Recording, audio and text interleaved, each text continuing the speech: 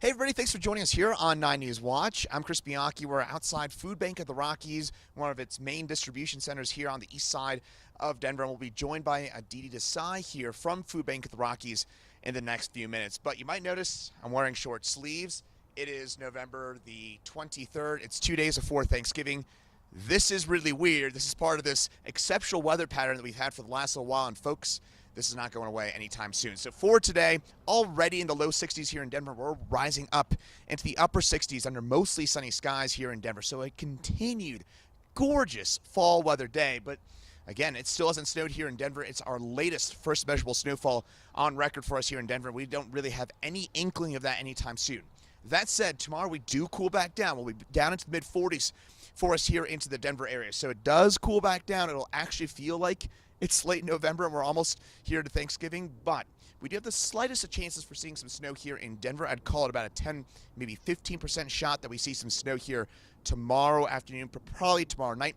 If you're joining us from the Palmer Divide, that'd be southern Douglas County, northern El Paso County, you'll have a better chance at seeing some snowflakes tomorrow afternoon and tomorrow night. Could see a slushy inch or two of accumulation. Keep that in mind if you're traveling out that way. But in the meantime, here in Denver, it continues to stay on the nice side. And looking beyond, and specifically to your Thanksgiving, those temperatures rise on up into the mid-50s under mostly sunny skies, and then we're back into the 60s for this upcoming weekend. So a brief reprieve from this, I don't know, weird fall weather. I don't know how else to term it. It's this ominously gorgeous fall that we've had. I say ominously because we do need the snow, especially in the mountains and here in Denver. We've seen less than 2 inches of rain since June the 1st. That is way below average. So that does it for your weather. Now, I want to bring in Aditi Desai from Food Bank of the Rockies. And Aditi, we're going to go inside and get a little tour here of Food Bank of the Rockies. But I kind of want to start things off by asking you what we've seen so far here in terms of the food distribution here in the Denver area and also the overall need. Absolutely. So our need for food assistance throughout our service area is still higher than pre-COVID levels. So in 2021 alone, we've distributed enough food for 64 million meals across our service area.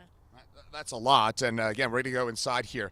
I'm going to get my mask on so we can go inside and take a look at the warehouse and what exactly we are doing. And again, we're on the east side here of the Denver area. And Aditi, I know we're going to kind of get a little bit of a tour here. So if you wouldn't mind kind of walking us through what we're looking at. But as we go inside here, also, one of the things that we were talking about before you came on the air here that really kind of struck with me, and again, we'll get inside here before I ask you this question in full. But I thought one of the things that you told me that really struck with me was the way that you get these meals prepared and distributed is it's not necessarily a soup kitchen. It is a community and also nutritious way of getting food out, isn't it?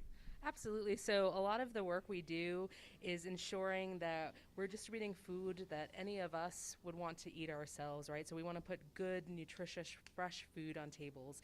And so we rely on volunteers that you'll see behind you who are packing boxes today to be distributed through our network of hunger relief partners, as well as programs that we have like our mobile pantries. And again, we're going to go inside here to the warehouse. So we're about to walk in through here in just a second. One of the things that you were also telling me about, Aditi, as well, is that there are an enormous amount of volunteers, and you're about to see some of them. How many volunteers do you have here at Food Bank of the Rockies? So in a typical year, we have upwards of 18,000 individuals who volunteer with us across our distribution centers, as well as programs like our mobile pantries. And we rely on that support to ensure that everyone in our community has the food they need to survive and thrive.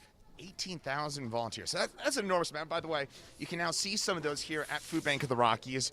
And Aditi, if you wouldn't mind walking me through what we're looking at here. So we're looking at some of the volunteers right now. What are we looking at? How does the process work of getting the food into these boxes go? Yeah, so we have volunteers in our volunteer center who help pack up food to be distributed through the Hunger Relief Partners network that we have, as well as our different programs. Today, they're actually packing up individual portions for food boxes of pinto beans. So that's what you're seeing right now. And then we're also packing boxes to go out through our Evergreen Box program, which is for adults 60 plus at a certain income level. And those boxes are distributed monthly to individuals in the community who are facing food insecurity. Wow, I mean, that's obviously an enormous service you're seeing here. And you tell me as well that you've got not only 18,000 volunteers, but right now there's a lot of volunteers over the next few weeks for the holiday season. But there may be, I think one of the things that's worth getting across is come January and February, don't forget about us, right? Yeah, so we need volunteers throughout the year, and I think folks really think about us during the holidays because, you know, a lot of the holidays are food centered. So we have a drop-off in volunteers in January, February, March. If you really want to give back to the community and help us end hunger, please sign up for a volunteer shift in the winter months when, you know, we might see fewer sign-ups. And again, if we could walk around here and just take a look around the warehouse and distribution center. You were mentioning as well that yes, that there is a higher demand since 2019, but how many Coloradans, what is the percentage or the amount of people at this point that you understand that might be needing food assistance? Feeding America projects that 1 in 8 people, that's 1 in 8 in our communities, is food insecure. So our work really ensures that we're trying to get food to folks in the community who are those 1 in 8 people. And many of us, including me, I've been food insecure in my life and was on public assistance at one point to ensure that I could get food on the table. And so a lot of us working here, volunteering here, have that lived experience. And so for us, this mission is even more personal. So the majority, or sorry, at least a certain amount of the amount of workers here have had food insecurity in their lives. Is that something that's dictated a lot of how you get that food out there? Absolutely. So we want to, you know, just having that experience as ourselves, we want to make sure that the process of getting food out is dignified, full of integrity. The food that we provide is fresh, nutritious, because we want to ensure that folks in the community have the food that they want to eat, that they know how to prepare, and that's really, you know, what they would want to provide to their loved ones. And our personal experiences inform those decisions. Well, that is fascinating. I certainly appreciate it as well. One of the things also, it's not just necessarily pantry staples, right? We're not talking about just, for example, ramen bowls, or we were just showing the pinto beans a second ago. There's also a lot of fresh produce as well that's being distributed, right? A third of the food that we distribute is actually fresh vegetables and fresh fruit. And so that is a really important priority for us so that families can feed their kids and, you know, who are growing and thriving foods like apples or, you know, carrots, lettuce, cabbage, potatoes, tomatoes, all of that kind of good food that we want in our bodies. Wow. So again, it's not necessarily just those pantries that you might, pantry staples that you might associate. Again, typically speaking with that. So the need is for volunteers year round. Donations wide, is there also a growing need at this point for increased number of donations?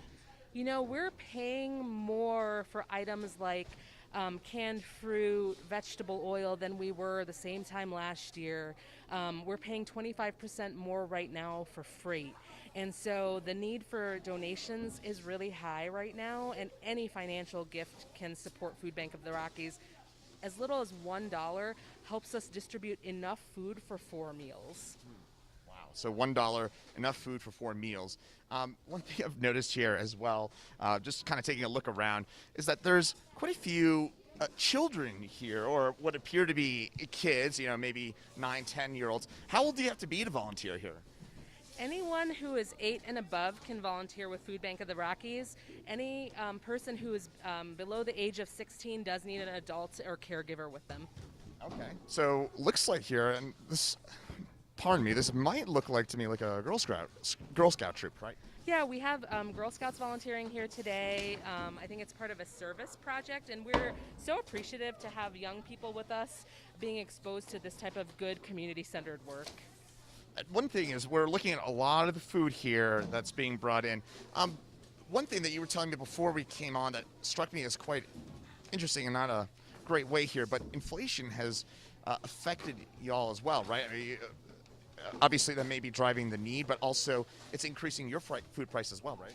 Yeah, so right now we're paying 54% more for items like vegetable oil, 30% more for canned fruit. Our freight is up 25%. So we are seeing an increase in any purchased food cost. Since 2019, we've tripled our purchased food budget, and we're paying around nearly $1 million a month in purchased food. Wow. So, is that affecting, in your sense, the need for Colorado families this holiday season? Between the increased need due to COVID as well as the additional cost to purchase food, we are seeing, need in the community, and any financial gift would be very, very impactful, especially right now.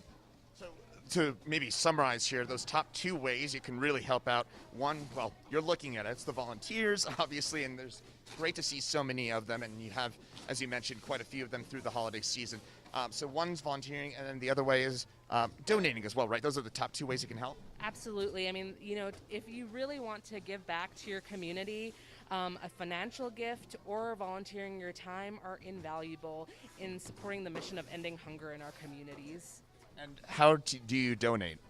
You can go to foodbankrockies.org to give a financial gift, or you can go to the same web address, foodbankrockies.org, to sign up for a volunteer shift. So foodbankrockies.org to volunteer or to donate, or ideally both. But, well, Aditi, it's been great having you out here and showing us around. We really appreciate a few minutes of your time, and also, more importantly, we really appreciate what you're doing for the community, especially here during a trying holiday season. We appreciate it. Oh, thank you so much. And we're so thankful for 9Cares Colorado Shares, which we're a beneficiary of. We're thankful to 9 News, King Supers, as well as PDC Energy for supporting us this holiday season. Well, we appreciate you again, Aditi Desai from Food Bank of the Rockies. Thanks again for joining us here. And again, a couple of ways to volunteer, to donate, or help out however you see fit. Food Bank of the Rockies, Food Bank Rockies, 3 words, foodbankrockies.org. Aditi, again, thank you so much for your time, and thanks for joining us here on 9 News Watch.